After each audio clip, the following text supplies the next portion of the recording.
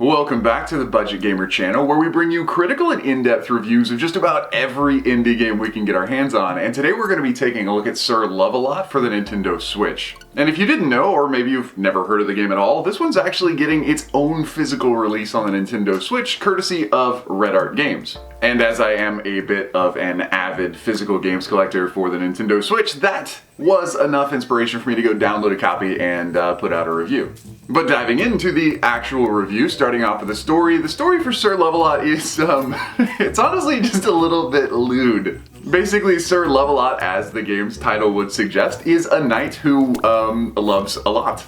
And he is on a quest to find his one true love, but over the course of more than 40 levels, he finds a not-so-true love at the end of every single level. So, while bedding down with nearly everything that moves might seem a little uncharacteristic of a gallant knight, it is in hopes to find his one true love, so hopefully that's forgivable. But as any gamer knows, nothing espoused to the platforming genre really relies too heavily on its story, so don't let that sway you from the actual game's content. As a platformer, Sir Lovelot is kind of more in the vein of a technical or a precision-based platformer. You can't really call it punishing with its generous checkpointing, which is something we'll be talking about, but one of the coolest things about it, which does actually deserve some praise, is the fact that Sir Lovelot really does follow a lot of the telltale characteristics of classic platforming. As I hinted at before, the game does have quite a few levels, more than 40 if I remember correctly.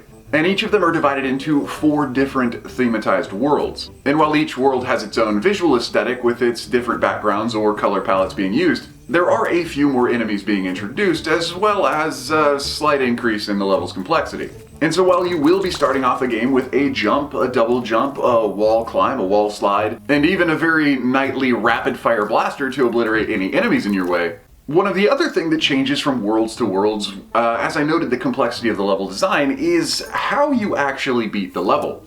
Unlike an environmental puzzle game, which may involve some bit of technical platforming, in Sir Lovelot you're not just trying to make your way from point A to point B.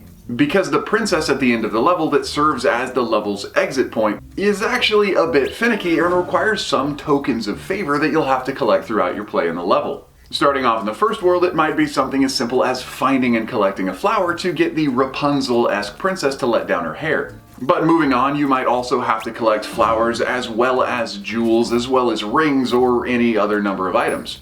Or else, even if you do make it to the level's exit, you won't be able to make use of it. As you may have guessed though, Sir Lovelot is a bit more on the score-driven side. And as such, there are a lot of other things scattered throughout the levels to find to collect to boost your score. And while the golden coins are readily visible, there are other hidden collectibles such as golden goose eggs that will really take a lot of the intuitive player exploration. Other than that though, there's the obvious score multiplier of just not dying more than a certain number of times. But a final note about the game's mechanics before moving into its presentation is the fact that Sir Lovelot also does have a lot engineered into the game that might be appealing to speedrunners specifically. In addition to the hidden golden goose eggs throughout the level for score boosters, there's a whole lot of extra hidden pathways all throughout the game. And the more complicated, the more dangerous, the more difficult the level, the higher the likelihood is that there's some other way to get to the end. And so whether you are chasing time scores or just trying not to die, sometimes the exploration might come in pretty handy. Finally, moving into Sir Lovelot's presentation though, both the visuals and the audio, visually the game certainly has a more retro aesthetic and almost a bit of a mobile feel. The main character himself is absolutely tiny amidst the large platforming environment, which is great for situational awareness, but can make you feel a little bit lost at times. Other than that, the color palettes used in the game are bright and vibrant and give it a more childlike appeal, in addition to and complemented by the more kind of spastic bouncy animations for its characters and enemies. And while initially, as I already mentioned, it did give me more of a mobile game feel, I think it actually does a lot to just reduce the stress and anxiety of the player through some of the obvious repeats that you'll have to play for dying over and over again until you finally make it past that sequence of traps. The audio presentation of the game, though, I did find to be, I can't really say that it's lacking per se, because everything is there. But leading into the critiques of the game, one of my biggest critiques personally is with the audio soundtrack. Specifically though, every single one of the game's levels shouldn't take you more than a minute. Or maybe 2 if you get stuck or hung up on some points. And so therefore, as you would expect, the game doesn't really need a very lengthy soundtrack, but because each of the game's, I think only 4 soundtracks are tied to each of the game's worlds, you will be hearing the exact same soundtrack over and over and over until you make it out of that world completely. And so you will note a bit of repetition in the audio. And as that was a pretty decent segue into the game's critiques, there are a few other things a player might want to know before diving into Sir Lovelot. One of which is in the game's platform mechanics themselves. Hitboxes on characters and on enemies and traps are super tight, and occasionally I did find myself almost appearing to glide through certain spikes or saw blades, which, let's be honest, I'm not gonna complain about. But that does mean that it'll probably take you a little bit of time to get a really good feel for not only the character, but the environment to get the accuracy you need to navigate through the game. Now, the good thing, as I mentioned earlier about the whole classic platforming genre, is the fact that nothing really changes. So anything that might seem a little bit different or a little bit off-putting compared to what you've previously experienced in other platformers, well, it's something that is easily adapted to.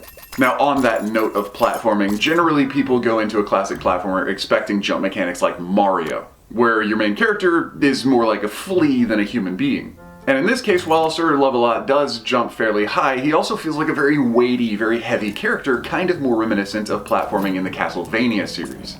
And so in that sense, if you're already comparing Sir Lovelot to other games like I Wanna Be the Guy or Super Meat Boy, while there are definitely some parallels in the technical nature of the game, the weighty main character as well as the pace of the game kind of fly in the face of that comparison.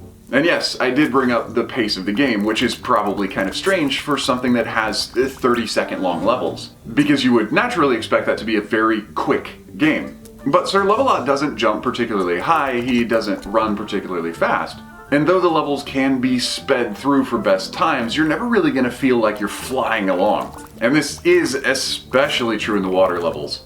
But on a final point of critique, and this one actually probably is a little strange considering you can beat the entire game in about an hour and a half, as long as you're not trying to 100% all the collectibles, is just the level of repetition present in Sir Lovelot. Besides adding a little bit of diversity to the levels, besides adding 1 or 2 unique enemy characters per world, kind of like the game's mechanics, nothing really changes. You'll have to make tight jumps through spiky vines or around buzzsaws. You'll have to flip switches to open gates, you'll have to eliminate slow or even stationary enemies in your way, and that's really about it for the game. But if you are a fan of classic, more arcade-style platforming, where the mechanics don't change and the levels basically just get a little bit longer to increase the difficulty, if you are that kind of retro gaming fan, this might actually have a lot of its own intrinsic value. But if you're more a fan of platforming like you might find in a Metroidvania title, then you might actually see Sir Lovelot as being just a little bit lacking. Because it really doesn't bring anything new or any mystery to the table, and there certainly is no story to find out the ultimate climax. And I just realized that's like a really terrible pun, but I'm gonna leave that in.